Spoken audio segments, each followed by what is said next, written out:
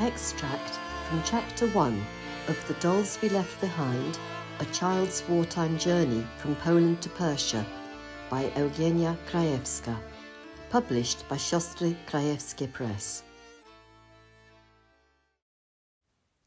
The town where I was born and spent the first 11 years of my life merits a brief mention in these recollections. Its geographic and historic setting are key to understanding how it was that we could live in relative peace during the first brief decade of my life.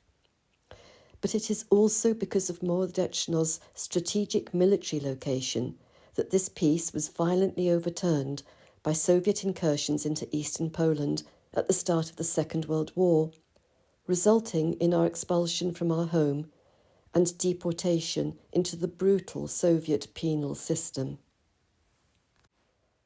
When my mother, Marta Pokutinis, and her future husband, Leon Węcerski, first came their separate ways to Mołodeczno after 1921, the town was recovering from the ravages of war.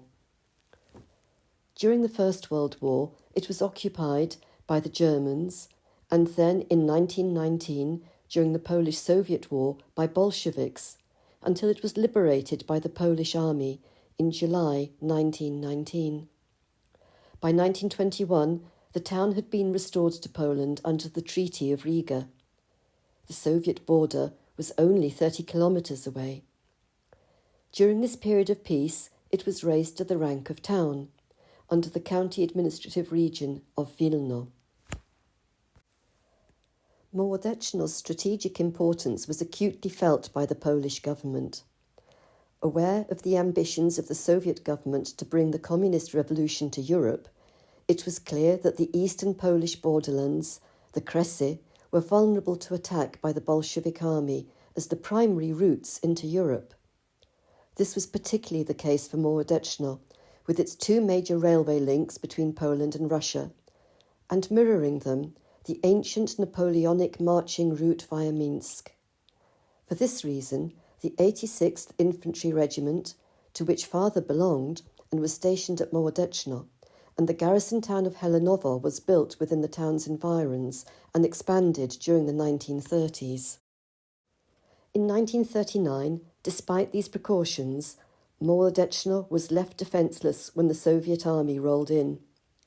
The 86th Infantry Regiment had been transferred to fight first in central Poland and was then fighting on the rapidly encroaching Eastern Front. By 1941, Mołodeczno was occupied by German troops. It was then that the German army discovered that the Mołodeczno Teachers' College had been used by the Soviets as a death camp. 80,000 prisoners had passed through the camp, of whom 30,000 were killed here. Following the Soviet example, during the Nazi occupation of Mołodeczno in June 1941, Stalag No. 342 was created for up to 30,000 prisoners of war, but also housing civilians. By June 1944, 33,150 people had died in the camp.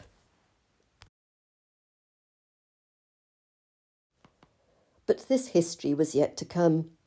The Kresy, where the Mołodeczno of my childhood was located, play an important part in Polish identity. These far reaches of the Polish borderlands adjoining Russia were an area of mixed ethnicities, languages and cultures. They retained the memory of past national glory and, still felt acutely by us and our parents' generation, the very recent tragedy of Polish partition and life under Russian rule.